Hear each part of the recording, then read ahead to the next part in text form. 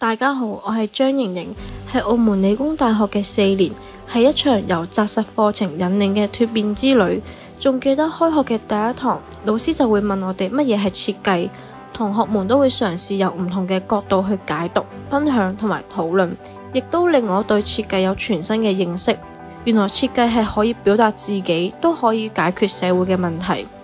喺澳門理工大學呢4年嘅學習生涯入邊，學識咗系統性咁思考空間、信息同埋人嘅關係。喺可持續設計嘅理念貫穿下，每一次嘅設計都令到我審視返材料嘅選擇同埋社會嘅影響，令到我嘅創作持續成長。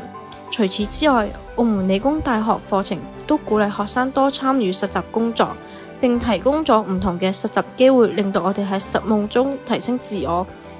令到我有機會同嚟自唔同國家嘅創作者進行交流，理解佢哋嘅創作理念，開闊咗我嘅眼界。